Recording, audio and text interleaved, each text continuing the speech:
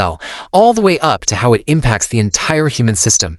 It's a fascinating, deeply sobering, and absolutely crucial journey. So let's get right into it. Okay, let's dive into this. 100 plus. When we hear the word cancer in the news or at the doctor's office, we have this really profound tendency to picture it as one monolithic enemy, right? Like it's just one specific thing we have to fight. But the shocking reality, and the foundational fact we really have to start with here, is that cancer isn't just one disease. It's actually a broad group of over 100 distinct diseases. That's over 100 different ways this biological process can hijack the body. Understanding that massive variety is step number one in truly grasping what we're actually up against when we talk about finding a cure. Section 1, when good cells break. So to understand exactly how those 100 plus diseases actually start, we need to zoom all the way in to the microscopic level. In a healthy body, your normal cells operate under this incredibly strict, elegant set of biological rules. Basically, they grow, they eventually die off, and they're replaced. And crucially, all of this happens in a very, very controlled way. It's a perfectly balanced cycle. But a breakdown in that system, that leads to abnormal, totally uncontrolled cell growth. These rogue cells suffer genetic damage, and because of that specific damage, they completely ignore the biological command to shut down. They just do not die when they're supposed to. Instead, they keep multiplying.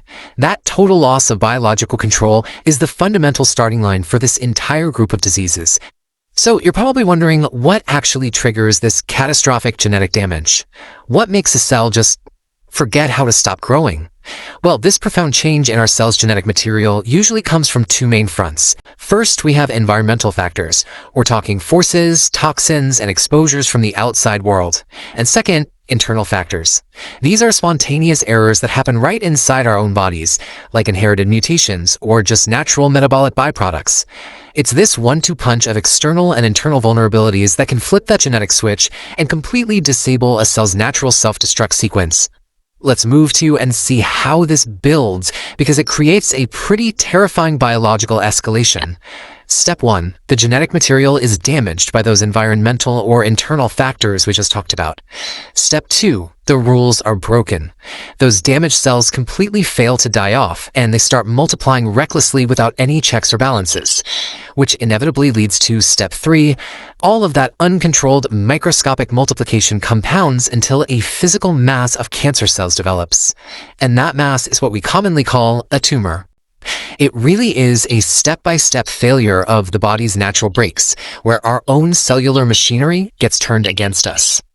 Section 2. The threat of metastasis. Now, let's talk about how a localized tumor escalates into a full-blown systemic danger.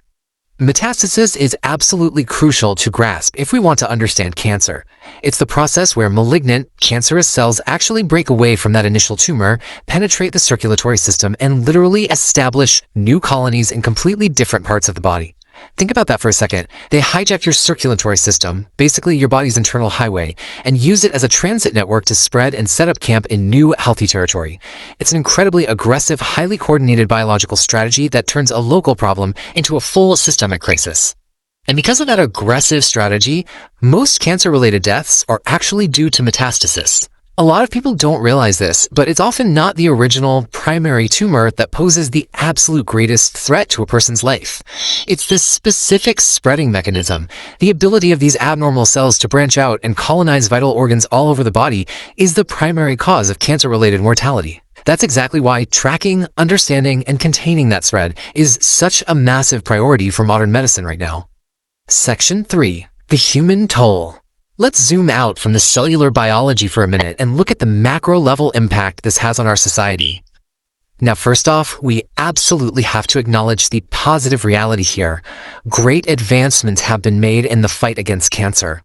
Thanks to tireless research and some truly brilliant medical minds, we have made incredible strides. We understand so much more about those complex cellular mechanisms than we did even a decade ago.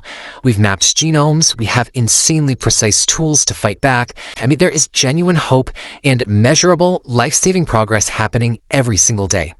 But we do have to pivot to a deeply sobering caveat, because despite all of that amazing progress, cancer remains the leading cause of death for people under the age of 85 in the United States. It's just a remarkably persistent, formidable adversary. It outpaces heart disease, respiratory illnesses, accidents, you name it, for this massive demographic. It is still the top killer for the vast majority of the American lifespan. And this brilliantly illustrates the sheer weight of that reality. 1 in every 4 people die from cancer. I really want that statistic to just sink in for a second. 1 in 4. It's a striking, honestly heartbreaking mathematical probability, but it perfectly highlights exactly why we do explainers like this. It's why we need to understand the mechanics of healthy cells versus abnormal ones, and why stopping that genetic damage is so incredibly vital. This isn't just some abstract scientific concept, it's a reality that literally affects us all. Which kind of brings us full circle.